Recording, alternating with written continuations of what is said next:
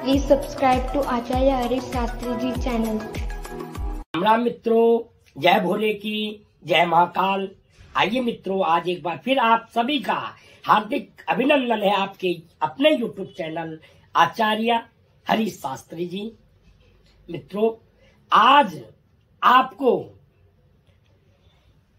जन्म पत्रिका में राहु के साथ अगर कोई ग्रह बैठ जाए तो वो कौन सा दोष होता है और उस दोष के क्या प्रभाव आपके जीवन पे होंगे, उसके विषय में बताऊंगा, समझाऊंगा।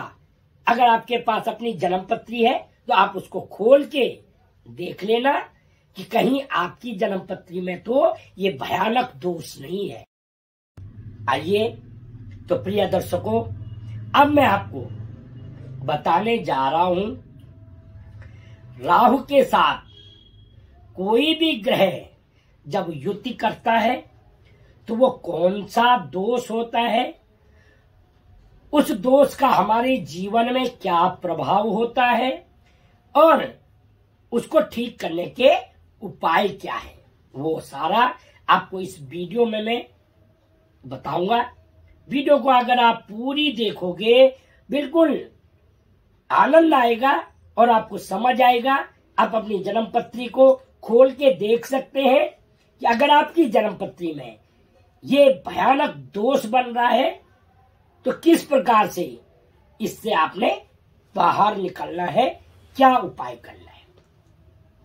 आइए, सबसे पहले राहु और सूर्य, अगर आपके किसी भी भाव में राहु और सूर्य की युति होती है, कुंडली के 1 2 3 4 5 6 7 8 9 10 11 12, ये जो 12 खाने हैं, इन 12 खानों में किसी भी प्रकार की युति हो तो समझो कि वो सूर्य ग्रहण दोष है। लेकिन एक चीज का जरूर ध्यान रखना है, जब हम इन दोषों को देखेंगे इसमें अंश जरूर देखना है कि सूर्य और राहु की कितनी डिग्रियां हैं, कितने अंश पे बैठे हैं। अगर देखिए 12 अंश से कम पे होंगे तो तभी आपके जीवन में इसका कुप्रभाव पड़ेगा। अगर एक चला गया, सूर्य चला गया 25 डिग्री और राहु रह गया 3 डिग्री, तो इसका आपके जीवन में कोई बुरा प्रभाव नहीं पड़ने वाला। आइए तो दर्शकों, आप सबसे पहले ये देखिए सूर्य और राहु का सूर्य ग्रहण दोष। सूर्य पिता का कारक होता है, हड्डियों का कारक होता है, आत्मा का कारक होता है, हृदय का, दिल का कारक होता है और मान सम्मान का कारक होता है। किसी भी तरह से सरकारी नौकरी उसका कारक होता है, आत्मविश्वास का कारक होता है, आपके अंदर जो तेज है, जो ऊर्जा है, उस ऊर्जा का कारक होता है, मान सम्मान पद प्रतिष्ठा उसका कारक सब सूर्य होता है। और वही अपयश और दुख, आपके जीवन में ब्लेम, आपको हर जगह ब्लेम लगाना, कष्ट देना, ये राहु इसका कारक होता है। अगर सूर्य देवता है तो राहु राक्षस है। अब आपने देखना है, सबसे पहले आपने क्या देखना है, ये देखो 1 नंबर माने मेष राशि। मेष राशि में अगर सूर्य बैठा हुआ है तो यहाँ सूर्य उच्च का होता है।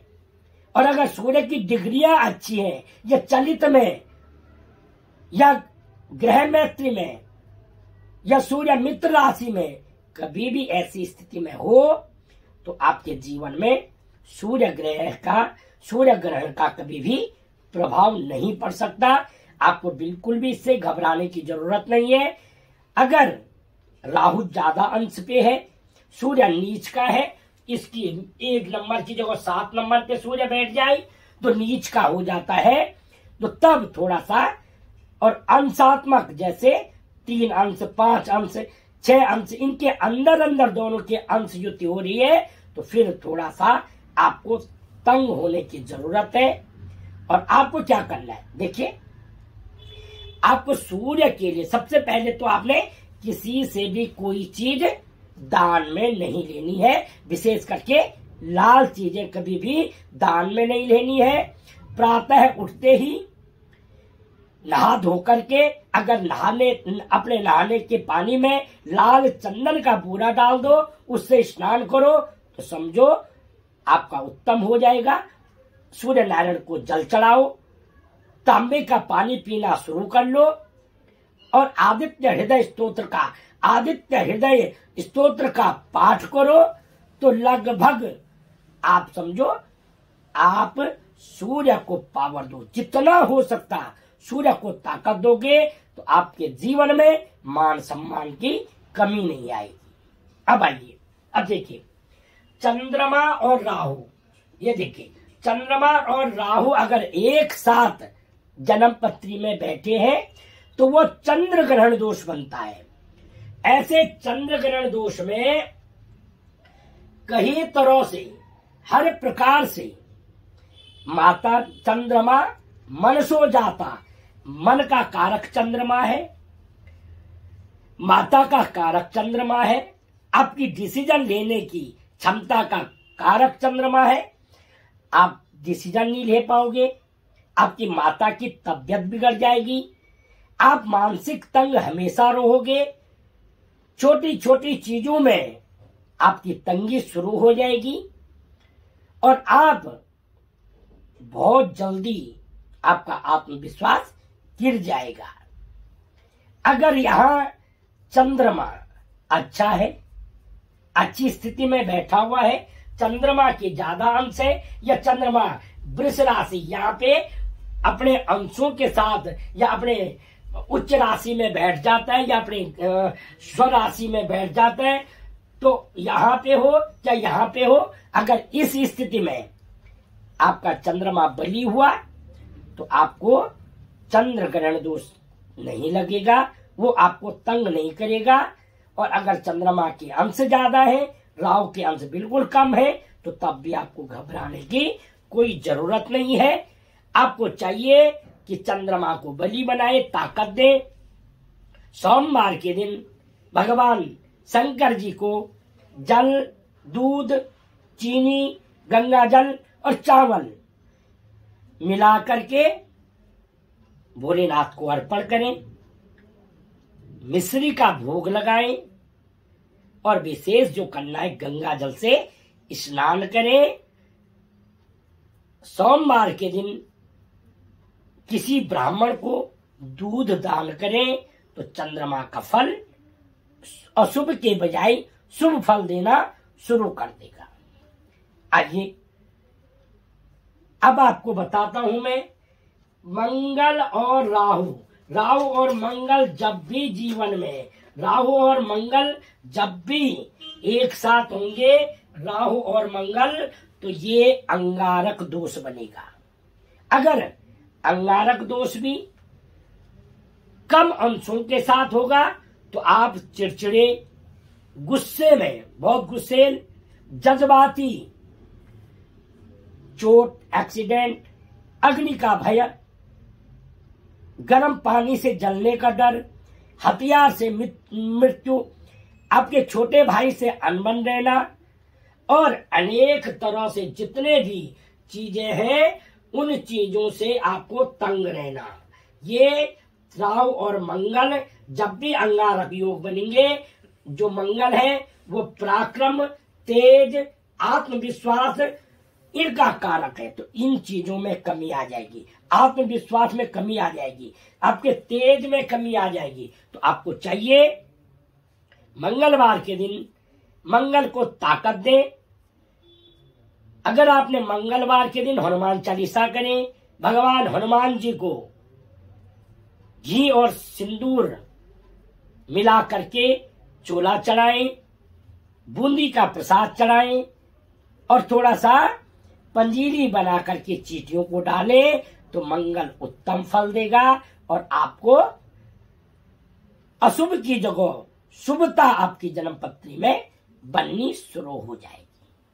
आइए मित्रों, अब आपको देखो राहु और बुध, ये राहु और बुध की जो युति होती है इसको कहते हैं जड़त्व योग। यानी जो बुध महाराज है, जो बुध ग्रह है, ये बुद्धि के, वाणी के, दिमाग के और मैनेजमेंट वगैरह के कारक है। आप मुफट हो जाओगे। अगर कहीं पे इंटरव्यू देने जाते हैं, अगर बुध कमजोर है तो आप वहां पे हाजिर जवाबी नहीं रहोगे। आप याद करके जो जाओगे वहां पे आप उसका सही उत्तर दे ही नहीं पाओगे। एक, आप वाचाल, जैसे गुस्से में आप कुछ भी बोल जाएंगे, इसलिए लोग आपको मुंहफट बोलेंगे।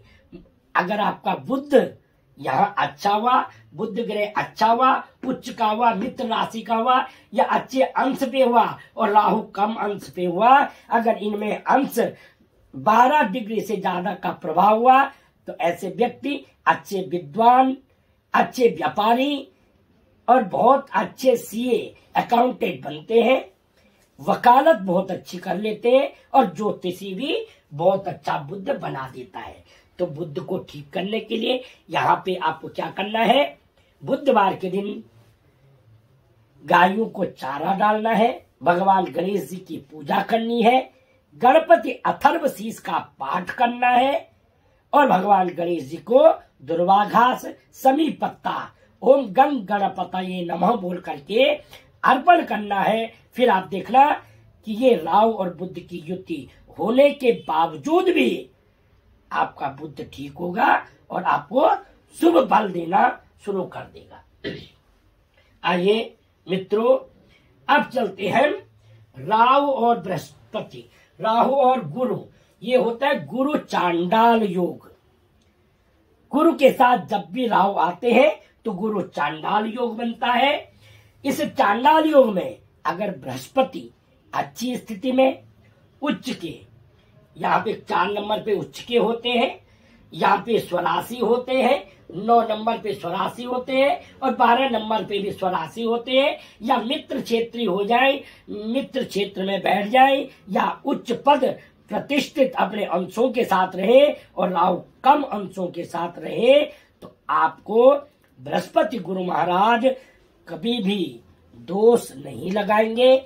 आपको घबराने की कोई जरूरत ही नहीं है। वो विद्या के मालिक है, ज्ञान के मालिक है, पुत्र के मालिक है, धन के मालिक है और स्त्रियों के लिए विशेष बृहस्पति महाराज पति के मालिक है। अच्छा पति मिलेगा, अच्छी संतान। हाँ, अगर गुरु चंडाल दोष में राहु ज्यादा ताकतवर हुआ और गुरु के अंश कम हुए या गुरु कमजोर हुआ, नीच हुआ, नीच राशि में हुआ, तो फिर आपकी संतान पढ़ेगी नहीं, तंग करेगी। आपकी जो बुद्धि है, आपका जो ज्ञान है, वो सही समय पे आपके काम नहीं आएगा। आपका दिमाग उल्टे रास्ते में लगेगा, आप बुद्धिमान नहीं होंगे, संतान के लिए भी जूझते रहेंगे। अगर संतान हो गई तो वो कामयाबी की तरफ आपको नहीं ले जाएगी। इसलिए बृहस्पति महाराज के लिए वीरवार के दिन केसर का टीका लगाएं, गौ माता को गुड़ खिलाएं, महीने में एक दिन गाय को वीरवार को पपीता खिलाएं और केले के पेड़ की पूजा करें, केले पे हल्दी चढ़ाएं, घी का दीपक जलाएं, चने की दाल चढ़ाएं, गुड़ चढ़ाएं, ओम गुरुवे नमः इस मंत्र का जाप करें, अपने गुरुओं का सम्मान करें और साधु सन्यासियों का सम्मान करें, तो आपको उचित फल प्राप्त होगा। अब आइए मित्रों, अब देखिए राहु और शुक्र का चारित्रिक दोष, इसको कहते हैं चारित्रिक दोष यानी चरित्र। इसको कई लोग इसको लंपट दोष भी बोलते हैं, लंपट योग। लंपट आप सब जानते हैं लंपट योग क्या होता है। तो ये दोनों लंपट योग या चारित्रिक दोष भी शुक्र, देखिए शुक्र आपके ऐश्वर्य का कारक है, भोग का कारक है, सौंदर्य का कारक है। ऐसे व्यक्ति कई बार अगर शुक्र से कमजोर स्थिति में पाए गए तो ये आदमी का मन भटका देते हैं, गलत नीतियों में गलत जगह व्यक्ति जाने लग जाता है और अनेक तरह से जो चीजें हैं, शराबी बन जाता है, व्यसनी बन जाता है। राहु उसको उकसाता है कि व्यसन करे, गलत गलत संगत, उसका जो फ्रेंड सर्कल होता है वो बिल्कुल गंदा होगा, बिल्कुल भी एक भी मित्र उसका अच्छा नहीं होगा और आपकी जो लग्जरी लाइफ है वो जीरो हो जाएगी। वो आप उसको अपने हाथों से खराब कर लोगे। हाँ, अगर यही शुक्र महाराज अपनी उच्च पदवी में, उच्च स्थान में बैठ गए, मीन राशि में बैठ गए, तुला राशि में बैठ गए या वृष राशि में अपने घरों में बैठ गए या मित्र राशि में बैठ गए और अच्छे युवा है, मृत नहीं है, बाल्य नहीं है, युवा है, तो वो फिर आपको जीवन की वाहन सुख, घर का सुख, लग्जरी लाइफ, ऐसी चीजें देना शुरू कर देंगे। इसके लिए शुक्र ग्रह के लिए दुर्गा माँ का पाठ करें, लक्ष्मी माँ की पूजा करें, कन्याओं को शुक्रवार के दिन कुछ सफेद चीजें खिलाएं या फिर अंधे लोगों को सफेद चीज दान करें। जितनी हो सकती दुर्गा माँ की पूजा करें और शुक्र के बीज मंत्र का जाप करें तो शुक्र देखना आपको उचित फल देगा और आपको उस चीज से घबराने की जरूरत नहीं पड़ेगी। अब आइए मित्रों, ये राहु और शनि, ये राहु और शनि का जो योग बनता है ये प्रेत दोष बनता है। ये बनता है प्रेत दोष और प्रेत दोष में कई तरह की चीजें होनी शुरू हो जाती है। कई प्रकार से सापित दोष भी, इसको सापित दोष भी कहते हैं, यानी जिसको साप लगा हुआ हो, सापित कुंडली बन जाती है। ये दोनों में या तो सापित या प्रेत दोष, ऐसे दोष ये बन जाते हैं। ऐसे व्यक्ति इनके आने वाले जीवन में, इनके जीवन में हमेशा बाधाएं आती हैं। ये बना बुना, ये लोग ऐसे दोष वाले लोग, अगर ऐसा योग कहीं भी बन जाए, खर्चे में बन जाए, व्यय में बन जाए, तो घर में पैसा नहीं टिकता। जो अपना कमाया हुआ धन है वो धन नहीं मिलता और वो एक एक चीज के लिए परेशान रहता है, एक एक चीज के लिए तंग रहता है। केवल ऊपरी हवा, ये हो गया, वो हो गया, ऐसे हो गया, चलते चलते काम ठप हो जाते हैं। लेकिन अगर शनि के अंश या शनि उच्च में हो तो ये लोग राज भी करते हैं, बहुत अच्छे व्यापारी या बहुत अच्छे न्यायाधीश, जज बन जाते हैं। आइए, ये सारी चीजें मैंने आपको बताई क्योंकि ये सारा उस चीज पे निर्भर करेगा कि आपके साथ जिस घर में राहु या केतु की, जैसे मैंने राहु के बताए, केतु को भी आप ऐसे ही जोड़ दीजिए। ये राहु की जगह केतु को भी आप जोड़ दें, केतु भी बिल्कुल ऐसे ही फल देता है जो राहु देता है। आपको चाहिए, आप उपाय कीजिए, अपनी कुंडली खोलिए। अगर उसमें इस प्रकार के कोई भी किसी भी घर में ऐसे दोष है तो उनके निवारण के लिए मैंने आपको उपाय बताए हैं। उनके अंश जरूर देखिए। अगर 12 अंश से ज्यादा है तो बिल्कुल नहीं घबराना, लेकिन अगर 12 अंश के कम है, थोड़ा करीब है, 1-2 अंश का है, 1-5 अंश का है, तो वो ग्रह आपको तंग करेगा। और फिर दूसरी बात, अगर ग्रह नीच राशि में, जो अच्छा ग्रह है, सूर्य है, चंद्रमा है, मंगल है, बुध है, ये अगर नीच राशि में है, राहु से कमजोर है, तो फिर राहु राक्षस है।